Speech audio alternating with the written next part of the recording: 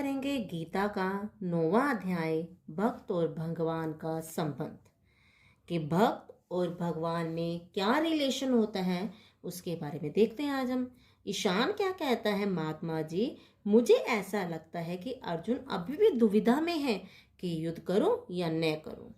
ठीक है, ईशान क्या कह रहे हैं, महात्मा जी से कहते हैं कि मुझे अभी भी दुविधा में संदेह लग रहा है कि जो अर्जुन है वो अभी भी संदेह में है कि मैं युद्ध करूं या ना करूं, क्या करूं। श्री कृष्ण आप उसे किस प्रकार से समझाएंगे, कृपा करके हम लोगों को बताइए। श्री कृष्ण अर्जुन को किस प्रकार समझाने का प्रयास करेंगे, किसका समझाने का प्रयास, कौन सा, कि युद्ध करें, इसे किस प्रकार समझाएंगे हम लोगों को भी बताइए।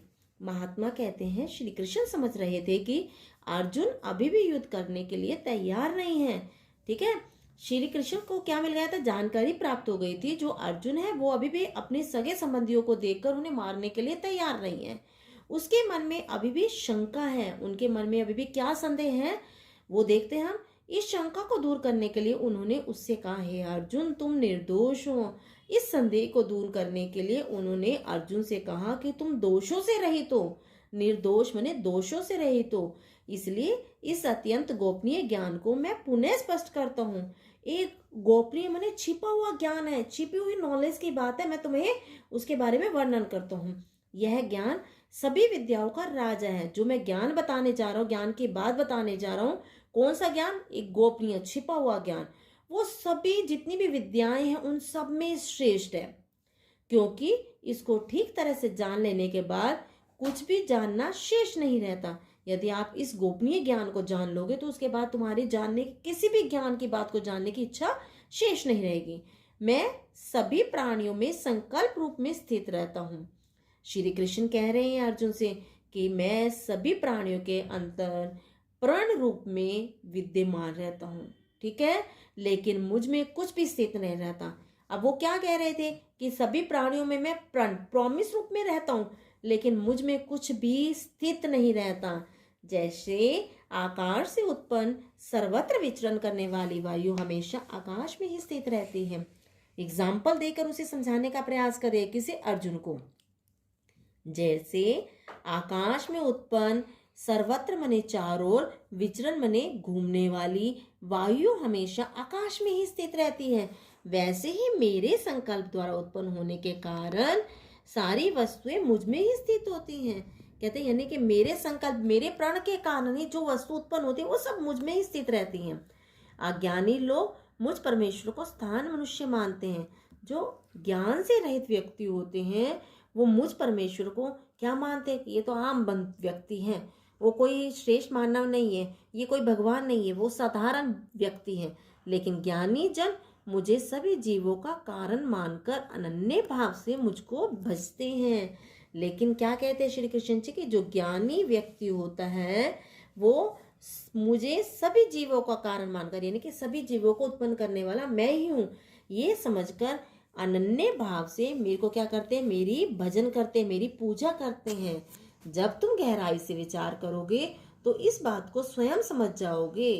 किस चीज को, कि मैं ही सब जीवों को उत्पन्न करने वाला हूँ, इस बात को तुम अच्छी तरह से जान जाओगे। इस क्षणिक, क्षणिक माने पल भर के एवं नश्वर जगत में मेरी कोई आसक्ति नहीं है। क्या कहना चाहते हैं श्री कृष्ण जी, कहते हैं ये जो क्षणिक पल भर का है और नश्वर जगत है, नष्ट होने वाला संसार है, उसकी मेरी उनके प्रति कोई भी आसक्ति, लगाव नहीं है। इस किसके प्रति, संसार के प्रति मेरा कोई लगाव नहीं है, क्योंकि ये क्या है, क्षणिक है, क्षण भंगुर है, नष्ट होने वाला है। इस निरासक्ति को मैं अपनी योग शक्ति के द्वारा बनाए रखता हूँ। इस निरासक्ति यानी कि आसक्ति का भाव, निरासक्ति आसक्ति से रहित होना को मैं अपनी योग शक्ति के द्वारा बनाया रखता हूँ। सुयश क्या कह रहे हैं महात्मा जी, योग शक्ति क्या होती है ये तो बताने का प्रयास कीजिए। तो महात्मा जी कहते हैं योग शक्ति के विषय में श्री कृष्ण कहते हैं कि इस सृष्टि से पहले भी मैं ही विद्यमान था। योग के बारे में, योग की ताकत क्या होती है उसके बारे में बताते हुए कहते हैं कि इस संसार से पहले भी मैं ही मौजूद था, मेरे सिवाय और कुछ भी नहीं था।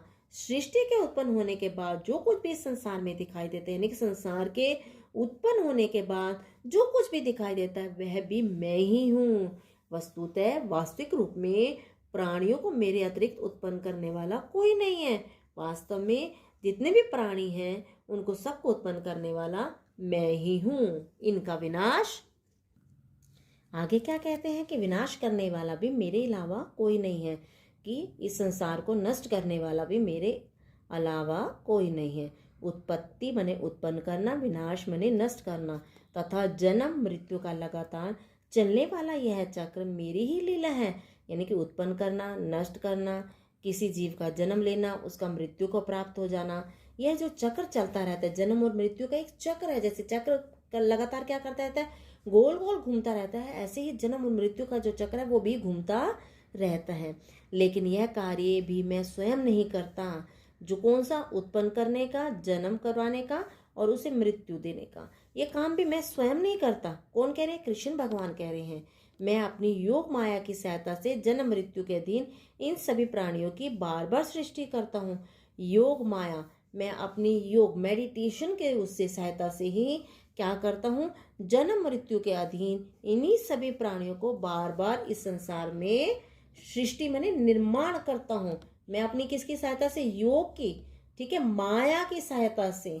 माया क्या होती है? छलनी होते, उसकी सहायता से ही जन्म मृत्यु के अधीन होकर सभी प्राणियों की बार बार क्या करता हूँ, निर्माण करता हूँ। सच्ची क्या कहती है महात्मा जी, तो क्या सारे संसार का संचालन ईश्वर ही करता है? यानी सारे संसार को चलाने का काम ईश्वर ही करता है? महात्मा अवश्य। श्री कृष्ण स्वयं कहते हैं कि मैं ही जगत का आधार हूँ, यानी कि मैं ही संसार को उत्पन्न करने वाला हूँ। मैं ही संसार का माता पिता हूँ। मैं ही ऋग्वेद, सामवेद, यजुर्वेद हूँ। मैं ही ओम यानी कि एक अक्षर ब्रह्म हूँ।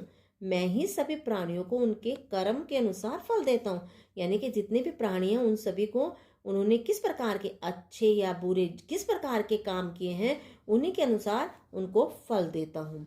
मैं ही वह सत्य हूँ जिसको सब जानना चाहिए। मैं ही वो सच हूँ जिसको सभी व्यक्तियों को जानने का प्रयास करना चाहिए। मैं सच्चाई हूँ।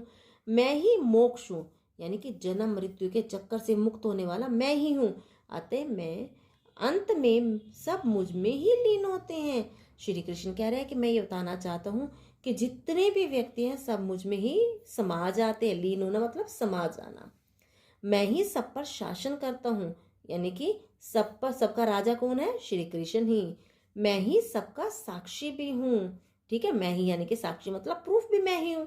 मैं ही उत्पत्ति हूँ, उत्पन्न करने वाला। मैं ही अंत हूँ। मैं ही सबका सहारा हूँ। ऐसा कुछ भी नहीं है जो मैं नहीं हूँ।